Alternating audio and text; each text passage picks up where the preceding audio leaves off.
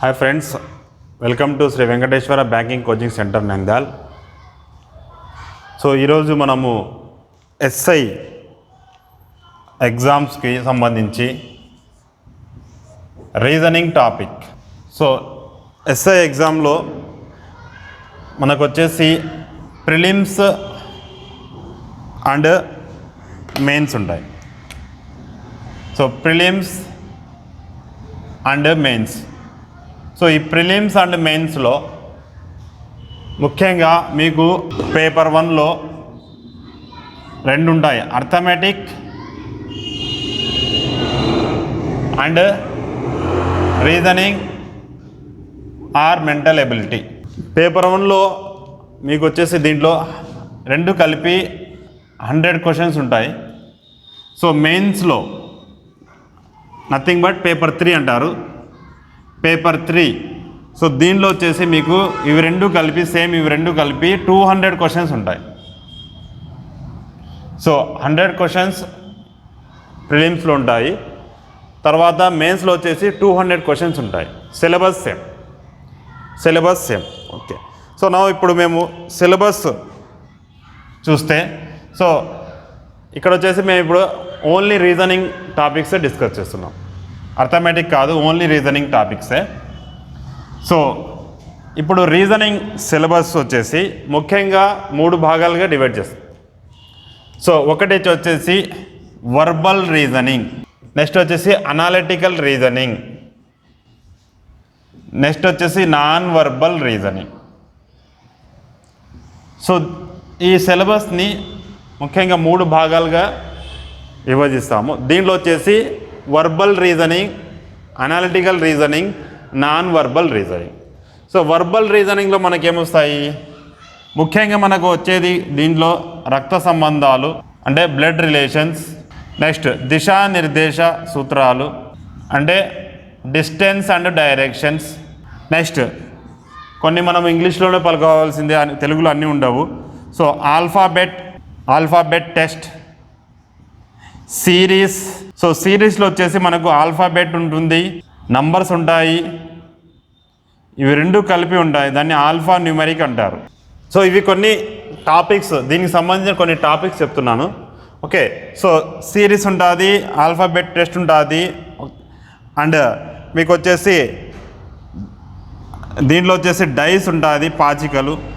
ఇంకా మనకు వచ్చేసి దీంట్లో కంపారిజన్ అంటే పోలిక పరీక్ష, కంపారిజన్ టెస్ట్ అంటారు, పోలిక పరీక్ష. సో ఈ విధంగా దీంట్లో ఇంకా కొన్ని టాపిక్స్ ఉన్నాయి. అదేవిధంగా అనాలిటికల్ రీజనింగ్. సో అనాలిటికల్ రీజనింగ్లో క్వశ్చన్స్ ఎలా ఉంటాయంటే కొంచెం డెప్త్ లెవెల్లో క్వశ్చన్స్ ఉంటాయి. ఓకే, సో దీంట్లో వచ్చేసి సో అనాలిటికల్ రీజనింగ్లో వచ్చేసి మనకు పజిల్స్ అంటారు, తర్వాత స్టేట్మెంట్స్ అండ్ అజంప్షన్స్, ఇవి మనకు తెలుగులో ఉంటుంది, స్టేట్మెంట్స్ అండ్ అజంప్షన్స్, ఇంగ్లీష్లోనే రాయాలి. Statements and conclusions, statements and arguments. So ఈ విధంగా మనకు వచ్చేసి తర్వాత వచ్చేసి ఇన్పుట్ అవుట్పుట్, ఈ విధంగా మనకు అనలిటికల్ రీజనింగ్ ఉంటాయి. So non verbal reasoning. So non verbal reasoning అంటే దీనికి ఆపోజిట్, ఇది దీనికి వ్యతిరేకం. వర్బల్ రీజనింగ్లో అంటే కొన్ని స్టేట్మెంట్ ఉంటుంది, మనకు ఒక సెంటెన్స్ ఇస్తారు, దాని విధంగా మేము రాయాలి. ఫర్ బ్లడ్ రిలేషన్ ఉంది, ఒక రక్త సంబంధం ఇస్తాడు, ఇతను ఏమవుతాడు అనేది మేము ఇవ్వాలి. కానీ ఇక్కడ నాన్ వర్బల్ ఏముంటాయి, అన్ని డయాగ్రామ్స్ ఉంటాయి మనకి ఇక్కడ. సో ఇక్కడ వచ్చేసి డయాగ్రామ్స్ ఉంటాయి. నాన్ వర్బల్ రీజనింగ్లో మనకు వచ్చేసి డయాగ్రామ్స్ ఉంటుంది. ఓకే, సో దీంట్లో కూడా వచ్చేసి సిరీస్ ఉంటుంది, నాన్ వర్బల్ రీజనింగ్ సిరీస్ ఉంటుంది, అనాలజీ ఉంటుంది, సో క్లాసిఫికేషన్ ఉంటుంది. ఓకే, సో తర్వాత వచ్చేసి మనకు ఏదన్నా ఒక పటం ఇచ్చి ఫిగర్ ఇచ్చి ఆ ఫిగర్ యొక్క నెక్స్ట్ సిరీస్ ఏంది, ఓకే, ఆ విధంగా ఇస్తుంది. సో ఇక్కడ వచ్చేసి missing, paper folding, paper cutting. Okay, here అదే ఏమంటే తర్వాత డయాగ్రామ్ గురించి అంటే లోపించిన పటంను పూరించుట. ఈ విధంగా మనకు everything should be in the diagrams. So అన్నీ వచ్చేసి డయాగ్రామ్ రూపంలో ఉంటాయి. సో ఇది వచ్చేసి మనకు ఏ సిలబస్ ఏ విధంగా ఉంటుంది. సో ఇంకా మనకు ఇంకా చాలా టాపిక్స్ ఉన్నాయి, ఒక్కొక్క టాపిక్ మేము చెప్పుకుంటూ పోతాము. సో ఇక్కడ వచ్చేసి మనకు వర్బల్ రీజనింగ్. సో వర్బల్ రీజనింగ్లో వచ్చేసి ఎంటైర్ ఒక స్టేట్మెంట్ రూపంలో ఉంటుంది, ఓకే, క్వశ్చన్ ఒక స్టేట్మెంట్ రూపంలో ఉంటుంది. సో ఇక్కడ వచ్చేసి మనకు వర్బల్ అంటే ఇంగ్లీష్ ఏమి, some words should be given here, okay. So analytical రీజనింగ్లో సో పజిల్స్ ఉంటుంది, దీంట్లో వచ్చేసి statement and assumption, statement conclusion ఉంటుంది. సో నాన్ వర్బల్ రీజనింగ్లో ఉంటుంది. సో మోస్ట్ మాకు ఎక్కువ సిలబస్ వచ్చేసి non verbal and verbal reasoning ఉంటుంది, అనాలిటికల్ రీజనింగ్ తక్కువ ఉంటుంది. కానీ అన్నీ వచ్చేసి ఇవన్నీ క్లాసిఫికేషన్స్, ఈ 3 కేటగిరీల నుంచి మనకు క్వశ్చన్స్ వస్తాయి. సో ఈ 3 అంటే వర్బల్ రీజనింగ్ అంటే ఏంది, అనాలిటికల్ రీజనింగ్ అంటే, నాన్ వర్బల్ రీజనింగ్లో ఏది ఉంటుందని మనకు జస్ట్ ఐడియా కోసం ఇది ఒక సిలబస్, ఒక ఓవర్వ్యూ, ఓకే. సో ఈరోజు మనము రీజనింగ్ టాపిక్లో నుంచి రక్త సంబంధాల గురించి తెలుసుకుందాం. సో ఇది అందరికీ తెలిసినటివే రక్త సంబంధాలు. సో ఇంగ్లీష్లో వచ్చేసి బ్లడ్ రిలేషన్స్ అంటాం. సో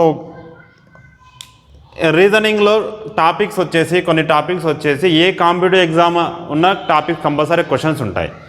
ఫర్ ఎగ్జాంపుల్ ఇంతకుముందే మేము చెప్పుకున్నట్టు, so verbal reasoning, non verbal reasoning, analytical reasoning. So ఈ 3 కేటగిరీస్లో వచ్చేసి మీకు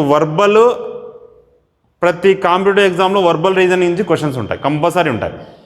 అనాలిటికల్ రీజనింగ్ అండ్ తర్వాత వచ్చేసి నాన్ వర్బల్ రీజనింగ్ వచ్చేసి కొన్ని కాంపిటేటివ్ ఎగ్జామ్ మాత్రమే ఉంటాయి. ఫర్ ఎగ్జాంపుల్ బ్యాంకింగ్ ఉంది, సో బ్యాంకింగ్లో వచ్చేసి 3 కేటగిరీ నుంచి ఉంటాయి. ఆర్ఆర్బి ఉంది, సో మీకు డయాగ్రామ్స్, సో ఎస్ఐ ఉంది, ఈ 3 కేటగిరీస్ ఉంటాయి. కానీ ప్రతి ఒక్క దాంట్లో ఉండేది వచ్చేసి వర్బల్ రీజనింగ్లో వచ్చేసి ప్రతి ఒక్క ఎగ్జామ్లో ఉంటుంది. చిన్న ఎగ్జామ్ తీసుకున్నా, మీరు గవర్నమెంట్ గ్రూప్స్ తీసుకున్నా కూడా, సో గ్రూప్స్ ఓరియంటెడ్ ఎగ్జామ్లో అయితే మీకు ఓన్లీ వర్బల్ రీజనింగ్ మాత్రమే ఎక్కువ పర్సెంటేజ్ ఉంటుంది, ఓకే. నాన్ వర్బల్ రీజనింగ్ చాలా తక్కువ ఉంటుంది, అనాలిటికల్ ఇంకా తక్కువ ఉంటుంది. సో ఈ విధంగా ఫస్ట్ ఈరోజు మనము వర్బల్ రీజనింగ్లో టాపిక్స్ గురించి డిస్కస్ చేద్దాం. సో వర్బల్ రీజనింగ్లో రక్త సంబంధాలు. సో రక్త సంబంధాలు మనకు ఇక్కడ వచ్చేసి తెలుగు మీడియంలో రక్త సంబంధాల గురించి తీసుకున్నప్పుడు కొన్ని రిలేషన్స్ మనకు పక్కాగా ఉంటాయి. అదే ఇంగ్లీష్లో అయితే ఒకటే వర్డ్కి డిఫరెంట్ రిలేషన్స్ వస్తుంది. సో ఫర్ ఎగ్జాంపుల్ ఈ రక్త సంబంధాల్లో ఫస్ట్ వచ్చేసి మనం ఏం తీసుకోవాలంటే జనరేషన్ తీసుకోవాలి. సో అంటే ఒకటే ఏజ్ గ్రూప్లో ఉన్న వాళ్ళు, లేదా ఒకటే జనరేషన్లో, సో ఒకటే జనరేషన్ ఉన్న వాళ్ళకి ఏమేమి సంబంధాలు వస్తాయి, దానికన్నా పైన ఉన్న వాళ్ళకి ఏం సంబంధాలు వస్తాయి, దానికన్నా కింద ఉన్న వాళ్ళకి ఏం సంబంధాలు వస్తాయి. ఉదాహరణకు ఇప్పుడు మేమే తీసుకోండి, ఇప్పుడు నేనున్నాను, ఇక్కడ నేను ఐ, ఇది నేను ఐఎన్. ఇప్పుడు నా జనరేషన్లో ఎవరెవరు సంబంధాలు వస్తాయి. సో ఇక్కడ వచ్చేసి రైట్ సైడ్ వచ్చేసి పురుషులు రాసుకుందాము, లెఫ్ట్ సైడ్ వచ్చేసి స్త్రీలను రాసుకుందాం. సో ఇప్పుడు నా జనరేషన్లో నా సోదరుడు, ఓకే, ఇక్కడ వచ్చేసి నా సోదరుడు అంటే మీ బ్రదర్. సో ఇక్కడ ఎవరు వస్తారు, సేమ్ ఇదే, సోదరు అంటే సోదరి, సిస్టర్, ఓకే. సో సోదరుడు తర్వాత ఇంకెవరు వస్తారు ఇక్కడ, సేమ్ అదే జనరేషన్లో మనకి ఫర్ ఎగ్జాంపుల్ మ్యారేజ్ అయితే, పెళ్ళి అయితే ఎవరు వస్తుండే ఇక్కడ, భార్య. అదే ఇక్కడ భర్త వస్తాడు. సో పెళ్ళి అయింది కాబట్టి భార్య లేదా భర్త వాళ్ళ ఒక తమ్ముడు, అంటే తమ్ముడు లేదా అన్న సోదరుడు అంటే తమ్ముడు లేదా అన్న ఏదన్నా కావచ్చు. సో ఇక్కడ ఉంటే ఇక్కడ ఏమొస్తుంది, బావమరిది, ఇక్కడ వచ్చేసి ఏమొస్తుంది, మరదలు. ఇవి వచ్చేసి ఒకటే జనరేషన్ ఉన్నవాళ్ళు, వీళ్ళంతా ఒకటే జనరేషన్ ఉన్నవాళ్ళు. సో ఇటువైపు పురుషులు, ఇటువైపు స్త్రీలు, ఓకే. సో దీనికైనా పైన, సో వీళ్ళ పైన ఎవరుంటారు, మన తల్లిదండ్రులు ఉంటారు. ఇక్కడ వచ్చేసి తండ్రి, ఇక్కడ వచ్చేసి తల్లి. సో ఇక్కడ పెళ్ళి అయింది కాబట్టి ఇక్కడ ఎవరుంటారు, మామ ఉంటాడు. మన అమ్మ తరపు సోదరుడు ఏమంటాం మేము, మేనమామ అంటాం. మామ వేరు, మేనమామ వేరు. సో మేనమామ. తర్వాత తండ్రి యొక్క సోదరుడు అంటే మీ బాబాయ్, పెద్దగా ఉంటే పెద్ద నాన్న. ఇక్కడ వచ్చేసి ఏమొస్తున్నారు, మామ అంటే అత్త, మేనత్త, మామ మేనమామ, బాబాయ్ లేదంటే ఇక్కడ ఏమొస్తారు, పెద్దమ్మ, పిన్ని. ఇవి మనకన్నా ఒక జనరేషన్ ఎక్కువ పైన ఉన్న వాళ్ళు. సో తర్వాత మన తర్వాత జనరేషన్ వాళ్ళు ఎవరు? సో పెళ్ళైన తర్వాత మనకు ఎవరు ఉంటారు? ఇక్కడ పురుషులు వచ్చేసి కొడుకు, ఇక్కడ వచ్చేసి కూతురు. సో కొడుకు కూతురు తర్వాత వీళ్ళకి పెళ్ళైతే ఏమొస్తారు? ఇక్కడ అల్లుడు, కోడలు, లేదా మేనకోడలు, మేనల్లుడు వస్తారు. అదేవిధంగా వీళ్ళకన్నా పైన ఇంకా అంటే మీ తండ్రి యొక్క తండ్రి ఏమంటాము? తాత. ఇక్కడ మనకు 2 విధాలుగా వస్తుంది. ఒకటి వచ్చేసి తల్లి యొక్క తల్లిని ఏమంటాము? అమ్మమ్మ. నాన్న యొక్క తల్లిని ఏమంటాము? నాన్నమ్మ. నాన్న యొక్క తల్లి ఏమంటాము? నానమ్మ అంటాం. సో ఈ విధంగా మనకు ఫస్ట్ వచ్చేసి జనరేషన్ అనేది ఒక పిక్చర్ మైండ్లో ఉండాలి. జనరేషన్, సో ఎవరు మన జనరేషన్లో వస్తున్నారు, మన పైన జనరేషన్లో ఎవరు వస్తున్నారు, ఓకే, ఆ పైన జనరేషన్లో ఎవరు వస్తారు, వాళ్ళకి ఏమని పిలుస్తాము, తర్వాత కింద జనరేషన్లో ఏమొస్తారు, దాని కింద జనరేషన్. ఫర్ ఎగ్జాంపుల్ ఇప్పుడు చూసుకోండి, ఇక్కడ ఇంకా దీని కింద జనరేషన్లో ఏమొస్తారు? కొడుకు ఏమవుతాడు? మనవడు. ఇక్కడ వచ్చేసి మనవరాలు. సో ఈ విధంగా మనకు ఒకరి తర్వాత ఒకరి పైన ఒకరు ఎలా అనేది తీసుకుంటాం. ఓకేనా? సో ఇప్పుడు మనం జనరేషన్ గురించి తెలుసుకున్నాం. ఏ జనరేషన్లో ఎవరుంటారు, ఎవరిని ఏమని పిలుస్తాము, పురుషులను ఎలా పిలుస్తాము, స్త్రీలను ఎలా పిలుస్తాము. సో ఇప్పుడు వచ్చేసి ఎప్పుడైతే ఒక ప్రశ్న ఉంటుందో ఆ ప్రశ్నలో ఫస్ట్ వచ్చేసి మనం జనరేషన్ తీసుకుంటాము. జనరేషన్ తీసుకున్న తర్వాత ఈ విధంగా మనం జనరేషన్ ట్రీని డ్రా చేసుకోవాలి. Generation tree. సో జనరేషన్ ట్రీని, ఓకే, సో ఆ ట్రీని మనము డ్రా చేసేటప్పుడు ఏ విధంగా మనము తీసుకోవాలా అంటే పురుషులు అయితే ప్లస్ అని ఈ విధంగా రాసుకోవాలి. ఎప్పుడైతే మనకు కన్ఫర్మేషన్ వచ్చేస్తుందో ఇచ్చిన క్వశ్చన్లో ఇతను పురుషుడు, ఇతను స్త్రీ అని కన్ఫర్మేషన్ వచ్చేస్తుందో వెంటనే మనము ప్లస్ సింబల్ ఆ వ్యక్తి దగ్గర లేదా ఆ లెటర్ దగ్గర వేశారు. ఒకసారి లెటర్స్ ఇస్తారు, ఒకసారి పేర్లు ఇస్తారు. సో పురుషులు, సో స్త్రీలను మైనస్ స్త్రీలను ఒకవేళ ఇద్దరు భార్యాభర్తలు, సో భార్యాభర్తలు అయితే ఎలా? ఈజ్ ఈక్వల్ టు భార్య భర్త ఈజ్ ఈక్వల్ టు. సో ఈ విధంగా పురుషులను ప్లస్ భార్యాభర్తలు. సో ఒకటే జనరేషన్లో ఉంటే సేమ్ ఇదే. For example A B is equal to C అంటే ఇప్పుడు చూడండి, ఇక్కడ ఇది ప్లస్ తీసుకున్నాను, ఇది మైనస్ తీసుకున్నాను, ఇది ప్లస్ తీసుకున్నాను. అంటే ఇప్పుడు ఇక్కడ అర్థం ఏమి? ఇక్కడ ఏ బి ఇద్దరు ఒకటే జనరేషన్లో ఉన్నారు. ఇదికి వచ్చేసి మైనస్, ఇదొక వచ్చేసి ప్లస్. సో మైనస్ అంటే ఏమి? ఏ బి ఇద్దరు. సో ఇక్కడ వచ్చేసి సోదరి. ఏ యొక్క సోదరి ఎవరు? బి యొక్క సోదరుడు ఏ. సో బి అండ్ సి ఇద్దరు భార్యాభర్తలు. భార్య ఎవరు దీంట్లో? బి భార్య, సి భర్త. సో ఈ విధంగా ఒక దీన్ని ఫర్ ఎగ్జాంపుల్ ఇక్కడ ఈ అనుకున్నాము అంటే మీ ఇక్కడ ఈ వీళ్ళ తర్వాత జనరేషన్లో ఉన్నాడు. సో వీళ్ళ తర్వాత జనరేషన్లో ఎవరి కింద ఉన్నాడు? ఈ ఇక్కడ బి కింద ఈ ఉన్నాడంటే మీ బి యొక్క కొడుకు వచ్చేసి ఈ. ఎందుకు ఇక్కడ కొడుకు అంటున్నాం? ప్లస్ సింబల్ ఉంది కాబట్టి. సో ఈ విధంగా మనము ఇక్కడ దీన్ని ఏమంటారమ్మా? జనరేషన్ ట్రీ అంటాం. ఓకే, జనరేషన్ ట్రీని డ్రా చేసుకోవాలి. జనరేషన్ ట్రీ డ్రా చేసుకున్న తర్వాత ఎవరు ఏమవుతాడు అనేది మనకు తెలుస్తుంది. ఓకే, ఇప్పుడు జనరేషన్ ట్రీ డ్రా చేసిన తర్వాత మనకు వచ్చేసి కొన్ని సంబంధాల గురించి మనం తెలుసుకోవాలి. దీనిలో వచ్చేసి 2 రకాలు ఉంటాయి. కొన్ని డైరెక్ట్గా ఇస్తారు, కొన్ని ఇండైరెక్ట్గా ఉంటాయి. సో డైరెక్ట్గా అంటే ఫర్ ఎగ్జాంపుల్ తండ్రి యొక్క సోదరి. సో తండ్రి యొక్క సోదరి ఏమంటాము? మేనత్త అంటాం. అదేవిధంగా తల్లి యొక్క సోదరిని ఏమంటాము? పినతల్లి లేదా చిన్నమ్మ అంటాం. పినతల్లి లేదా చిన్నమ్మ. ఇక్కడనే కొడుకు భార్య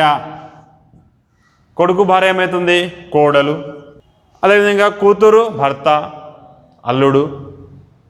సో ఈ విధంగా మనకు వచ్చేసి భార్య లేదా భర్త. ఓకే, సో భార్య లేదా భర్త యొక్క తల్లి ఏమంటాం? భార్య లేదా భర్త యొక్క తల్లి ఏమవుతుంది? అత్త అవుతుంది. సో ఈ విధంగా మనకు తెలిసిన రిలేషన్సే జస్ట్ ఒకసారి రివైజ్ చేసుకోవాలి. సో ఈ విధంగా వచ్చేసి ఇవి డైరెక్ట్ ఇచ్చినవి, కొన్ని ఇండైరెక్ట్గా ఇస్తాడు. కొన్ని క్వశ్చన్లు ఏమి ఇస్తాడండి ఇండైరెక్ట్గా?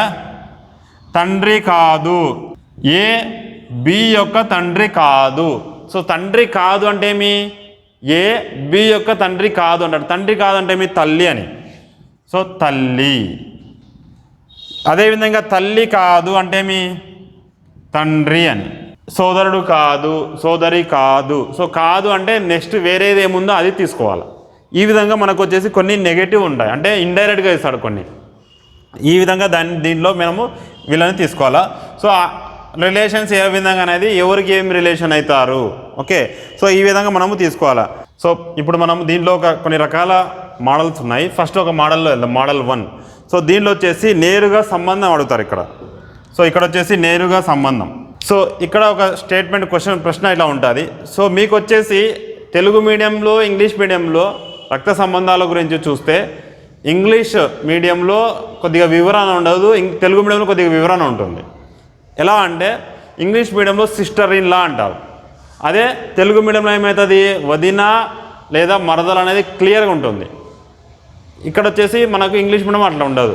సో మీరేమంటే ఒకసారి ఇంగ్లీష్ మీడియం క్వశ్చన్ కూడా ఒకసారి రెఫర్ చేసుకోవాలి. ఎందుకంటే ఒకసారి ప్రింటింగ్ మిస్టేక్ ఏమన్నా ఉన్నా కూడా వాళ్ళు వచ్చేసి మీకు ఆన్సర్ వచ్చేసి క్వశ్చన్ ఏదైతే ఇంగ్లీష్ మీడియంలో ఉంటుందో దాన్ని బేస్ చేసుకున్నా కానీ మీకు ఆన్సర్ ఉంటుంది.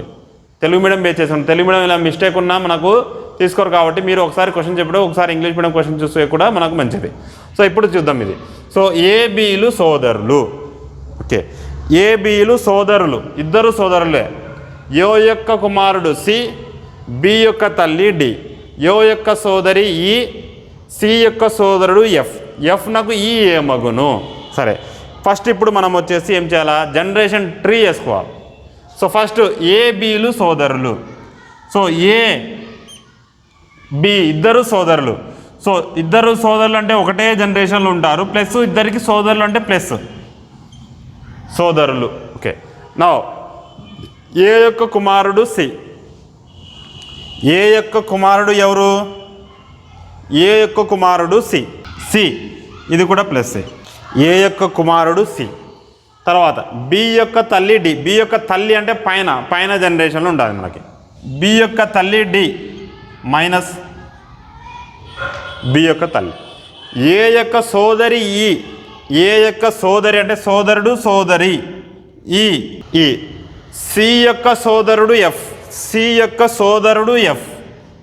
సి యొక్క సోదరుడు ఎఫ్. ఎఫ్ నాకు ఈ ఏ మగును. ఇక్కడ ఏమడిగినాడు క్వశ్చను, ఎఫ్ నాకు ఈ ఏ మగును.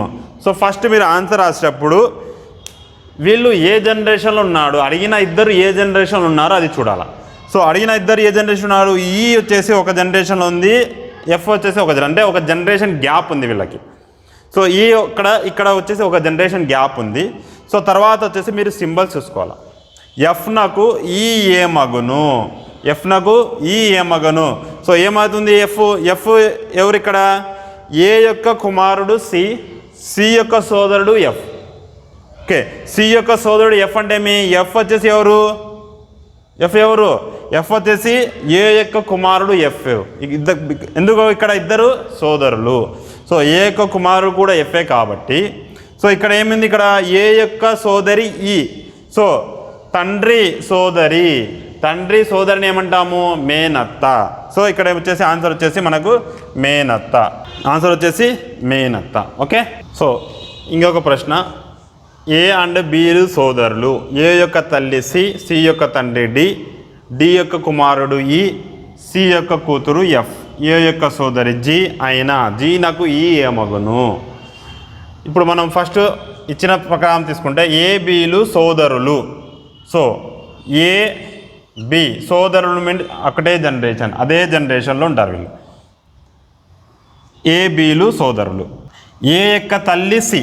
ఓకే, సో ఏ యొక్క తల్లి సి. సి తల్లి అంటే మైనస్, వీళ్ళిద్దరు సోదరులు కాబట్టి ప్లస్. సి యొక్క తండ్రి డి. సి యొక్క తండ్రి డి. డి ఇక్కడ. డి యొక్క కుమారుడు ఈ. సో డి యొక్క కుమారుడు ఈ అంటే వీళ్ళిద్దరూ సోదరుడు. ఓకే, డి యొక్క కుమారుడు ఈ. సి యొక్క కూతురు ఎఫ్. సి యొక్క కూతురు ఎఫ్ అంటే ఇక్కడ వచ్చేసి మళ్ళీ ఏమొస్తుంది మనకు, ఎఫ్ వస్తుంది. సి యొక్క కూతురు ఎఫ్. ఏ యొక్క సోదరి జి. ఏ యొక్క సోదరి జి అంటే వీళ్ళందరూ ఒకటే జనరేషన్లో.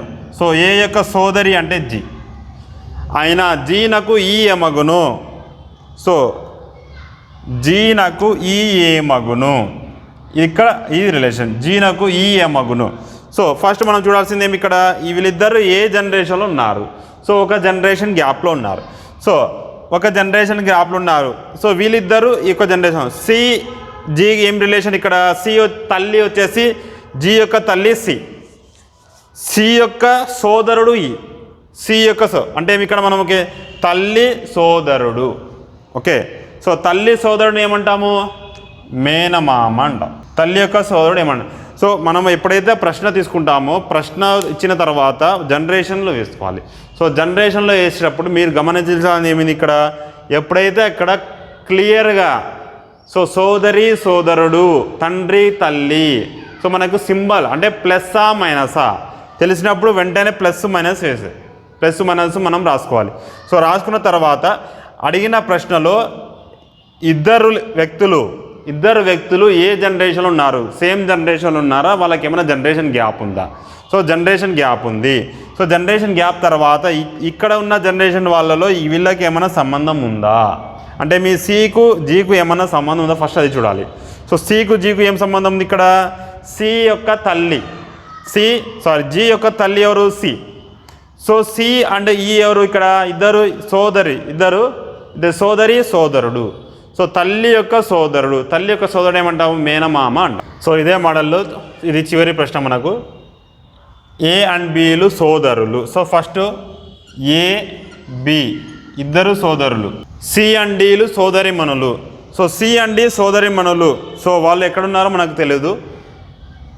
తర్వాత వీళ్ళ గురించి ఏమైనా ఉందేమో చూద్దాం. ఎందుకంటే ఇప్పుడు ఏకి బీకు సికు డీకు లింక్ లేదు. సో ఇక్కడ చూడండి డి యొక్క తండ్రి ఏ.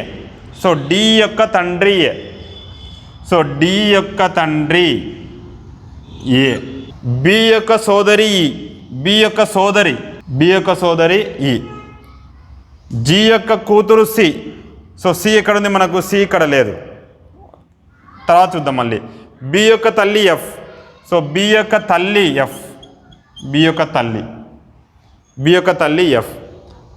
అయినా ఏనకు జీ ఏమగును. సో ఇక్కడ జీ యొక్క కూతురు సి. ఏబీలు సోదరులు, సి అండ్ డీలు సోదరు. ఇక్కడ చూడండి మనకు డి ఇక్కడ ఉంది. సో డి ఇక్కడ ఉంది కాబట్టి సి అండ్ డీలు సోదరి మనులు అంటే మీ సి అండ్ డి. సో ఇద్దరు వచ్చేసి సోదరి మనులు మైనస్ సి అండ్ డి సోదరి మనులు. సో సోదరి మనులు అయితే జీ యొక్క కూతురు ఎవరు సి. సో జీ యొక్క కూతురు అంటే మీ ఇక్కడ జీ యొక్క కూతురు సి. జీ అనేది ఇక్కడ ఉంటుంది. సో జీ అనేది ఇక్కడ ఉంటుంది కాబట్టి జీ యొక్క కూతురు సి. ఓకే, ఏనకు జీ ఏమగును. ఇప్పుడు ఏనకు జీ ఏమగును, వెరీ సింపుల్. ఇక్కడ ఏముంది, ఏ యొక్క కొడుకు ఎవరు, కూతురు ఎవరు డి. సో ఏ యొక్క కూతురు డి అండ్ సి ఇద్దరు సోదరి మనులు అంటే ఇక్కడేమి వీళ్ళిద్దరూ వచ్చేసి వీళ్ళ సంతానమే. వీళ్ళిద్దరు వచ్చేసి ఏ యొక్క సంతానం అంటే ఇక్కడ మళ్ళీ ఇచ్చాడు సి యొక్క, ఇక్కడ జీకి సికి మనకేముంది, జీ యొక్క కూతురు సి అంటే ఏమి ఏ అండ్ జీ వీళ్ళిద్దరు వచ్చేసి భార్యాభర్తలు. ఇది మైనస్. ఓకే, ఏ నాకు జీ ఏమగను అంటే ఏ నాకు జీ భార్య అవుతుంది. Okay, thank you.